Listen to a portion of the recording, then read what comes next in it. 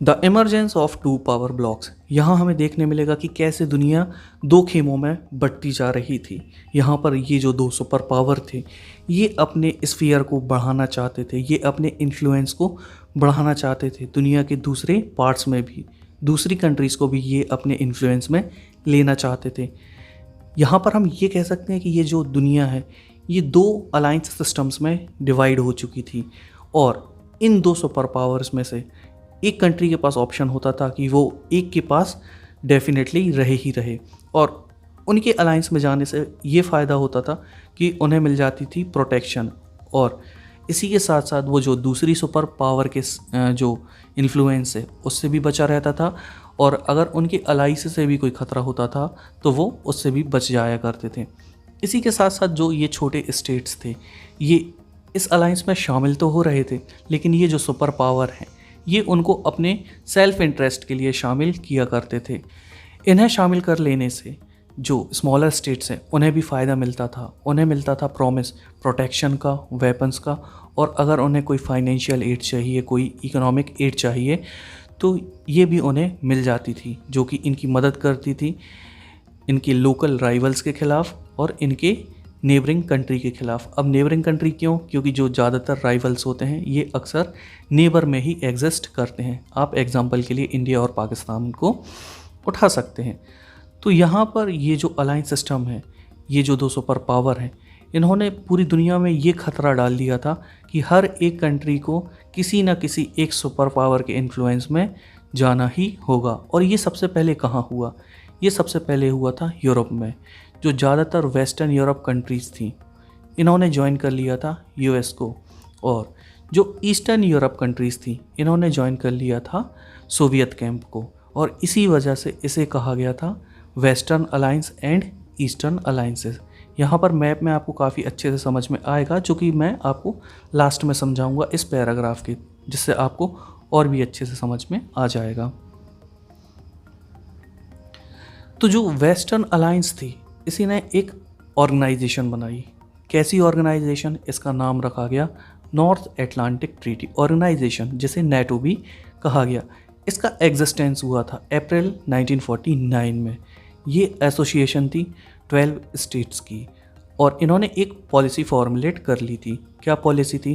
कि अगर इन 12 कंट्रीज़ में से, जो कि नॉर्थ अमेरिका और यूरोप से है, अगर एक कंट्री पे भी हमला हो जाता है तो ये पूरे के पूरे नेटो पर हमला माना जाएगा, और यहीं पर ये एक दूसरे की हेल्प करने के लिए, एक दूसरे पर अटैक होने की सिचुएशन पर सामने वाले पे हमला करने के लिए बॉन्डेड हो गए थे। फिर क्या था? इसका रिजल्ट तो देखने मिलना बिल्कुल स्वाभाविक था। क्या हुआ? ईस्ट में एक अलायंस बना, मतलब सोवियत यूनियन का, जिसे नाम दिया गया वॉर्सो पैक्ट। इसे लीड कर रहा था सोवियत यूनियन, और ये क्रिएट किया गया था 1955 में। और इसके मेन प्रिंसिपल फंक्शन क्या रहे होंगे? आप इजीली गैस कर सकते हैं। To counter NATO forces. International alliances during the Cold War era were determined by the requirement of the superpower and the calculations of the small states। यहाँ पर समझने वाली बात ये है कि ये जो कोल्ड वॉर एरा था, यहाँ पर हर एक कंट्री को किसी न किसी के पास तो जाना ही होता था, और वो अपनी रिक्वायरमेंट के हिसाब से उस सुपर पावर के पास जाया करती थी।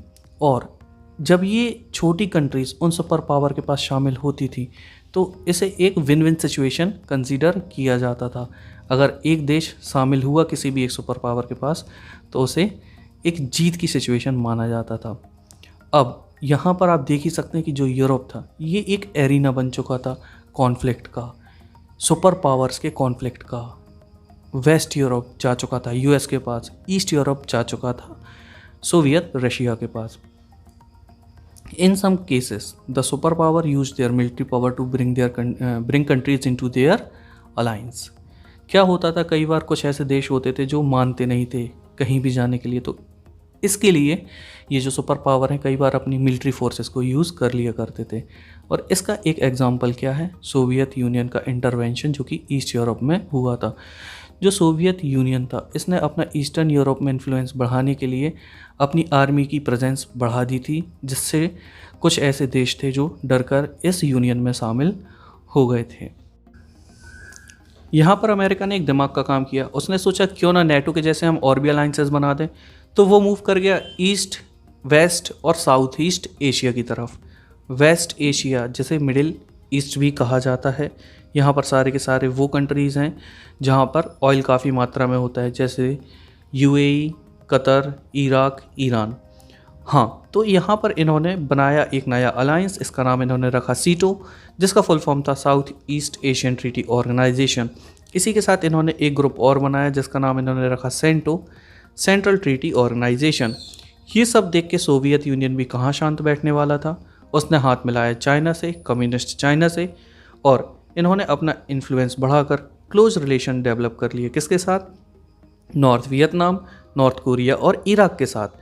अब कोल्ड वॉर के बढ़ते जाने से दुनिया में एक नया खतरा मंडराने लगा था, और वो खतरा ये था कि ये जो दुनिया है ये 2 ब्लॉक्स में डिवाइड हो जाएगी, और कभी अगर कुछ भी प्रॉब्लम होती है तो यहाँ पर हो जाएगा वॉर और पूरी दुनिया मिट जाएगी। इसी के साथ साथ एक नया खतरा मंडरा रहा था उन कंट्रीज़ के ऊपर जिन्होंने अभी अभी इंडिपेंडेंस हासिल की थी। किससे? कॉलोनियल पावर्स से। कौन थी ये कॉलोनियल पावर्स? जैसे ब्रिटेन और फ्रांस। इन कंट्रीज़ को ये डर सता रहा था कि कहीं इतनी मुश्किल से मिली फ्रीडम को ये फिर से ना खो दें, और इसी सब के बीच ये जो अलाइंसेस बने थे ये काफ़ी जल्दी क्रैक्स की तरफ बढ़ गए थे, इनमें क्रैक्स पड़ने लगे थे, इनमें स्प्लिट्स होने लगे थे।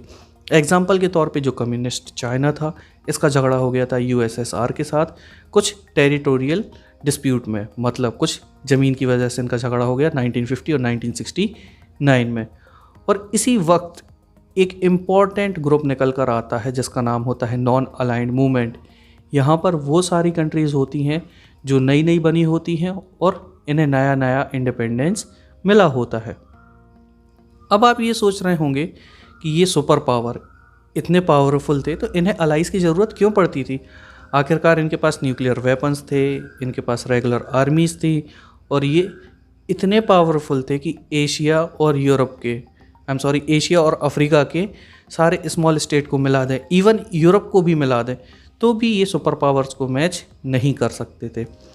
तो इसका कारण ये है, सुपर पावर जो दूसरी कंट्रीज़ को मिला रहे थे वो इसलिए मिला रहे थे, इसका पहला कारण है वाइटल रिसोर्सेज। सुपर पावर्स को एक्सेस मिल जाता था उन छोटी कंट्रीज़ के रिसोर्सेज का, जैसे कि ऑयल और मिनरल।